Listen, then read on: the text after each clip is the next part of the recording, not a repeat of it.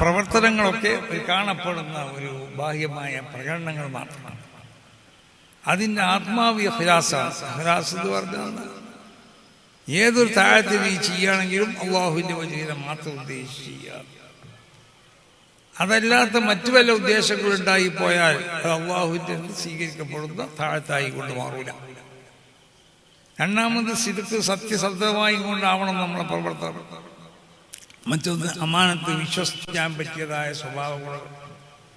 ഇതൊരു മുഅ്മിനെ സംബന്ധിച്ചിടത്തോളം ആവശ്യമായതാണ്. അപ്പൊ ആ നിലയ്ക്ക് ഈമാനിൽ നിന്ന് എല്ലാ ഗുണം ഇപ്പൊ ഈമാനിൽ നിന്ന് തീർന്നാവണം നിങ്ങൾ കാവിയാക്കി. അതൊരു നല്ലൊരു അമൽ തന്നെയാണ്. അതിൻ്റെ പ്രതിഫലങ്ങൾ നമുക്കൊക്കെ ലഭിക്കപ്പെടും. പക്ഷെ എന്താവണം എന്നറിയോ, അത് ഈമാനിൽ നിന്നുണ്ടായി തീർന്നാവണം. എൻ്റെ കാവിയാക്കുക. അത് പറഞ്ഞു ഞങ്ങൾക്കൊരു കാവി വേണം. അത് ഞങ്ങൾ പേരിനും പ്രശസ്തിക്കൊന്നുമല്ല, അവർ അതിന് പറ്റുന്ന ആളാണെന്ന് നിങ്ങൾ മനസ്സിലാക്കി. അതുകൊണ്ട് പടച്ചതമ്പുരാനിൻ്റെ വജീഹിന് വേണ്ടി ഞങ്ങളുടെ നാട്ടിലുള്ള ഇന്ന് കാവി കൈകാര്യം ചെയ്തു തരേണ്ടതായ വിഷയങ്ങളിൽ കൈകാര്യം ചെയ്തു തരാൻ ഞങ്ങൾക്കൊരാൾ വേണമല്ലോ. അതിന് നമ്മൾ മൂപ്പരാക്കുക. ഞാൻ ഏൽക്കുന്നതും അങ്ങനെ ആവണം. എനിക്ക് ഇതിൻ്റെ എണ്ണം പറഞ്ഞ് പേരെടുക്കാനോ അല്ലെങ്കിൽ മറ്റുള്ള കാര്യങ്ങൾക്ക് വേണ്ടിയാവില്ല, അല്ലെങ്കിൽ ഭൗതികമായ താല്പര്യങ്ങൾക്ക് വേണ്ടിയാവില്ല. അതാണ് ഞാൻ പറഞ്ഞത്. ഇത് വളരെ ആലോചിച്ചതിൻ്റെ ശേഷം ഇങ്ങനത്തെ സംഗതികളൊക്കെ കേൾക്കാറുണ്ട്.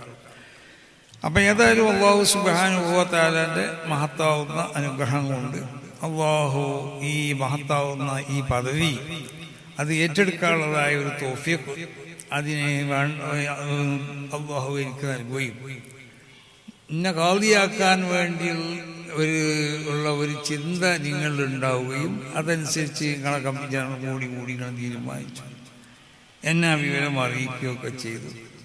അതിൻ്റെ അടിസ്ഥാനത്തിൽ ഇതൊരു വലിയ ഉത്തരവാദിത്തമാണ്. പഴയ കാലത്തെ ആ വലിയ എന്ന് പറഞ്ഞാൽ അന്നത്തെ കാവലിൻ്റെ സ്വഭാവം ഇന്നത്തെ കാവലിക്ക് ഏതായാലും ഇല്ല, അത് നിങ്ങൾക്ക് അറിയാലോ. അപ്പോൾ അത് അന്നുണ്ടാവേണ്ട കാവലിക്ക് അന്ന് പറയപ്പെടുന്ന പല ശുറൂത്തുകളും നിബന്ധനകളൊക്കെ ഉണ്ട്.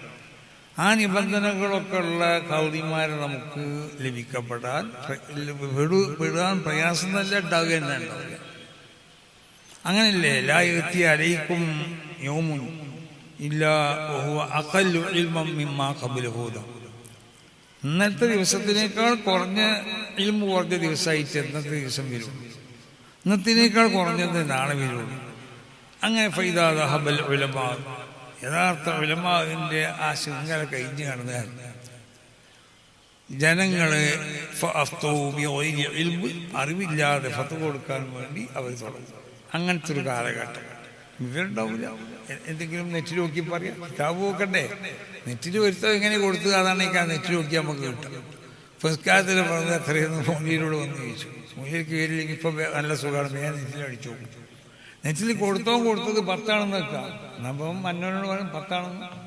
അപ്പം ഈ മന്ന് ചോദിച്ചോന്ന് തന്നെ അന്തം വിടും. പക്ഷെ എൻ്റെ വാപ്പയൊക്കെ പറഞ്ഞു തന്നത് 10 എന്നല്ലല്ലോ, ഇതെങ്ങനെ ഈ 10 നീ മൂലയിൽ പറഞ്ഞു, അല്ലാതെ അങ്ങനത്തെ നെറ്റിൽ അങ്ങനെ കിട്ടിയിരിക്കണമെന്ന് പറയും. ഇതാണ് അറിവില്ലാതെ ഫത്ത് കൊടുക്കുക എന്ന് പറയും.